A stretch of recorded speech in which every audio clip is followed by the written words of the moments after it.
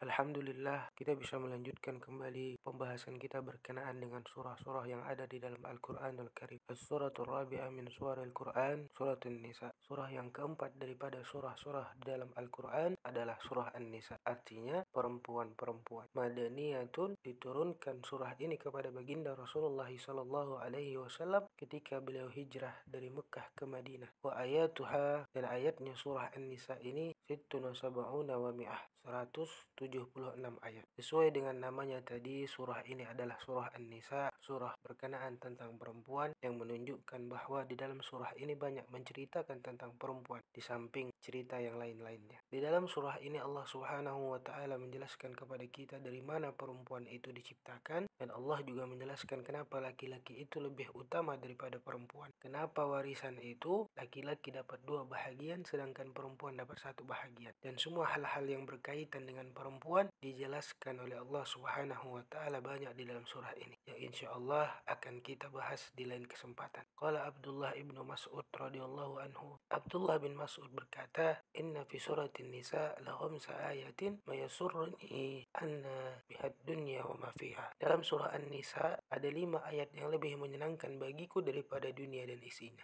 Inilah yang dimaksud dengan inti di dalam surah An-Nisa ini menurut salah seorang sahabat baginda Rasulullah. Dan sekedar perlu kita ketahui bahwa menurut para ahli sejarah, Abdullah bin Mas'ud ini lah yang membunuh Abu Jahal pada perang Badar itu. Nah, jadi apa 5 ayat yang perlu kita ketahui di dalam surah An-Nisa ini? Yang pertama, ayat 31. A'udzubillahi minasyaitonirrajim. In tajtanibu kaba'ira ma tunhauna anhu nukaffar ankum sayyi'atikum wa nudkhilkum mudkhalan karima. In tajtanibu kaba'ira ma tunhauna anhu, jikalau kamu menjauhi dosa-dosa besar yang dilarang, maka kami hapus daripada engkau dosa-dosa kecil dan kami masukkan kalian ke tempat yang mulia. Nah, ini ayat menunjukkan kepada kita bahwa kalau kita bisa menghindarkan diri daripada dosa-dosa besar, maka dosa yang kecil yang ada pada diri kita akan dihapuskan oleh Allah Subhanahu wa taala. Walaupun kita sendiri tidak meminta ampun kepada Allah, artinya demikian. Asalkan kita benar-benar bersungguh-sungguh untuk menjauhkan diri daripada dosa-dosa besar, maka dosa-dosa kecil sekiranya ada pada diri kita akan dihapuskan oleh Allah Subhanahu wa taala. Baginda Rasulullah sallallahu alaihi wasallam bersabda, "As-salawatu khamsu wal jum'atu ila al-jum'ah wa ramadun ila ramadan mukaffiratun lima bainahunna ijazatunibatil khabair." Sembahyang 5 waktu di antara-antaranya itu, contohnya maghrib sampai ke isya, isya sampai ke subuh, subuh sampai ke zuhur, zuhur sampai ke asar, asar sampai ke maghrib lagi, dan Ramadan sampai kepada Ramadan yang berikutnya, Jumat sampai kepada Jumat yang berikutnya. Semua itu adalah penghapus daripada dosa kita selama kita bersungguh-sungguh menjauhi daripada dosa-dosa besar. Nah, ini otomatis akan dihapuskan oleh Allah dosa-dosa kecil yang ada pada diri kita kalau kita benar-benar bersungguh-sungguh hendak menjauhkan diri daripada melakukan dosa-dosa besar. Jadi kalau kita sembahyang zuhur, maka sudah menghapus dosa kecil kita sampailah sembahyang berikutnya, selama kita menjauhkan diri daripada melakukan perbuatan dosa besar. Maka demikian Al-Imam Az-Zahabi mengatakan sesuatu yang sangat penting pada seseorang bahwa ia mesti mengetahui apa-apa yang dimaksud dengan dosa besar itu. Maka mesti kita belajar juga apa itu dosa besar, sehingga kita bisa menjauhi dan berusaha menghindar daripada dosa tersebut. Dan mohon izin juga perlu kita sampaikan, dosa kecil yang kita anggap enteng, yang kita anggap remeh, yang kita kerjakan terus-menerus akan berubah ianya menjadi dosa besar. Rasulullah SAW tidak ada menjelaskan secara terperinci berapa semua jumlah daripada dosa-dosa besar itu. Al-Quran pun demikian, tidak ada menjelaskan berapa jumlah dosa besar itu. Sekian puluh kah, sekian ratus kah, sekian ribu kah, tidak ada. Cuman ada menunjukkan sahaja bahwa dosa itu ada yang besar dan ada yang kecil. Nah, oleh sebab itu para sahabat, para tabi'in, para ulama, masing-masing mereka mencurahkan pikirannya, mereka mencurahkan segala kemampuan yang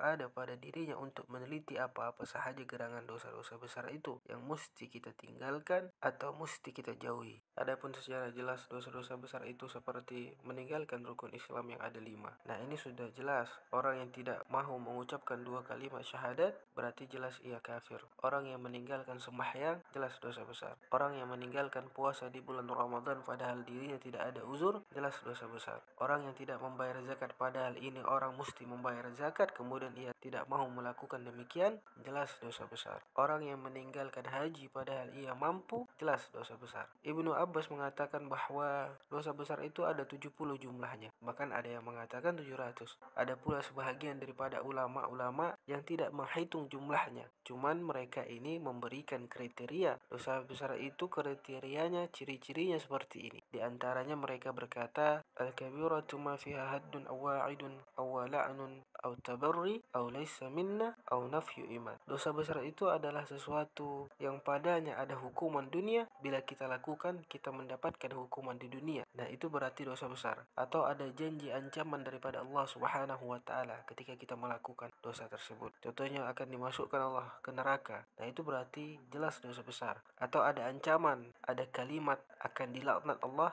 Nah, itu jelas dosa besar. Atau ada ucapan baginda Rasulullah SAW, aku berlepas daripada orang-orang yang melakukan perbuatan dosa ini. Berarti itu jelas dosa besar. Atau sabda Rasulullah yang mengatakan, bukan termasuk golongan kami orang yang melakukan perbuatan ini. Atau juga dinafikan iman, artinya tidak beriman orang yang mengerjakan perbuatan demikian. Nah, ini berarti dosa besar. Ma fiha haddun, dosa besar itu yang pertama sesuatu yang mengandung hukuman dunia. Contohnya seperti berzina. Nah, ini jelas dosa yang besar, sehingga dosa demikian ini tidak bisa terhapus dengan perbuatan amal ibadah. Ini hanya bisa terhapus dengan benar-benar bertaubat kepada Allah Subhanahu wa taala dan bersungguh-sungguh untuk menjauhkan diri daripada perbuatan-perbuatan demikian itu. Ingat, zina ini adalah hutang, jangan main-main. Ketika engkau menganggap remeh perihal zina dan tidak mau bertobat kepada Allah Subhanahu wa taala, maka anak engkau, keturunan engkau akan dizinai orang. Kau bersungguh-sungguh dalam hal ini. Kemudian yang kedua, wasyarikah, mencuri. Nah, ini juga termasuk ke dalam dosa besar, sehingga orang yang pernah mencuri tidak akan terhapus dalam catatan amal buruknya sebelum ia bertaubat dengan sebenar-benar taubat kepada Allah Subhanahu wa taala dan menyempurnakan seluruh syarat-syarat taubat itu dalam masalah ini. Kemudian yang ketiga, wal kazab kazukul muhsanat, pendusta. Contohnya mendakwai perempuan-perempuan atau laki-laki yang adil, didakwanya, dituduhnya berzina. Padahal orang itu tidak pernah melakukan hal yang demikian. Dan ini menuduh orang, kazab, pendusta, ini dosa besar. Dan keempat, wal khatal, membunuh orang dengan sengaja, secara berencana. Ini jelas dosa besar. Di samping mendapatkan hukuman dunia, dan di akhirat juga akan mendapatkan hukuman yang berat. Nah, demikian itu adalah contoh-contoh kecil daripada dosa besar.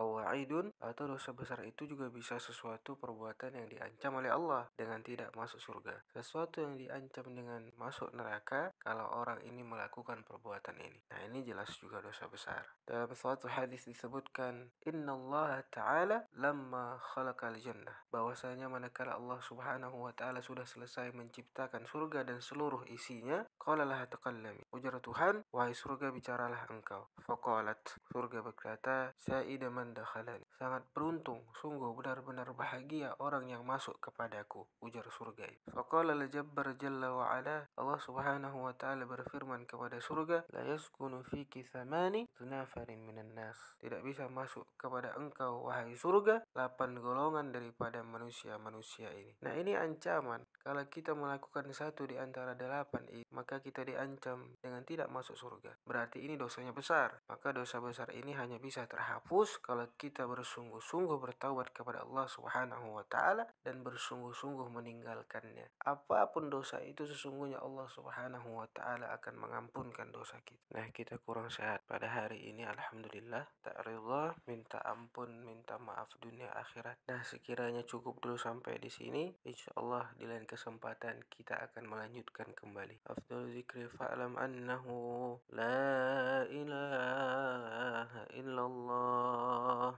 la ilaha illallah, la ilaha illallah, Muhammadur Rasulullah sallallahu alaihi wasallam. كلمة حق عليها نحيا وعليها نموت وعليها نبعث إن شاء الله تعالى من الآمنين.